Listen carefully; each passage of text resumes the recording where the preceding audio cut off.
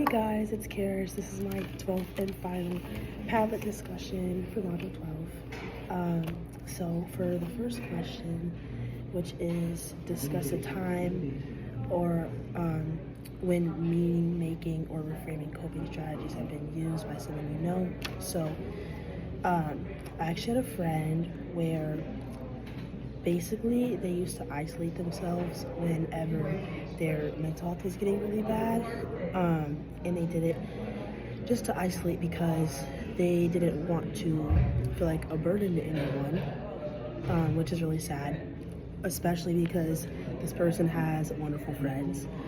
But yeah, they would isolate themselves, basically instead of reaching out because they thought isolating would help, almost like, I guess, like feel the void of whatever they were feeling when they were just really anxious, afraid, and depressed. And the way they got out of it was they realized, look, I need to really talk to some friends about this. Like, I'm not doing well mentally.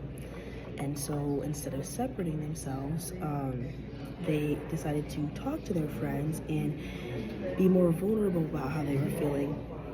And this really helped because even while they were still struggling with their mental health and just some really hard things they'd been through, things got better because they realized that they actually had a wonderful support system around them, and that's exactly what they needed. So that's a time where I found a coping strategy being reframed, because it went from a negative, which was isolation, to a positive, which was honesty and vulnerability amongst their friendships. So for question 2, in the 2 videos, what I found interesting. So the first one I watched was the one about domestic violence.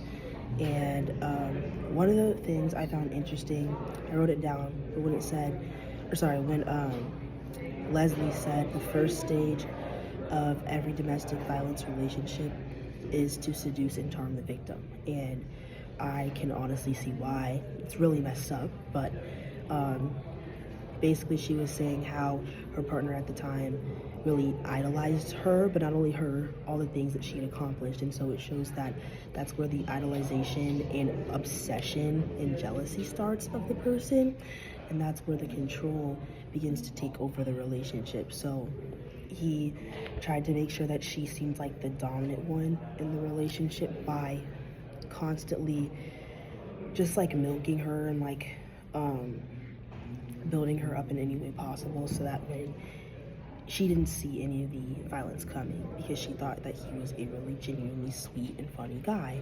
But in reality, he was just trying to hide behind the fact that he was very insecure and was going to hurt her. And so then the second video I watched was the one on childhood trauma and the effects on health. And one of the things that I wrote that I thought was really interesting was that at least 67% of the population has one ACE, or adverse childhood experience. And then I put, there was a dose to response relationship of health outcomes. And I found that very, very interesting because that's, first of all, that's honestly a really big part of the population. It might not seem like it, but she said 67% of the population who took her test came back with an ACE, or adverse child experience. And then the dose to response was just very interesting, genuinely, because it just shows the, I guess, sorry, I wrote something on the screen, so I'm looking. It shows like how the increases and decreases may vary depending on the person. Basically showing like the outcome versus the effect. And so I think that the test that she made was very, very important, especially for these adults to take. And so it can be easier to detect in children because children communicate well, but they might not always know how to articulate what they're feeling. So yeah, that's the end of my Padlet discussion.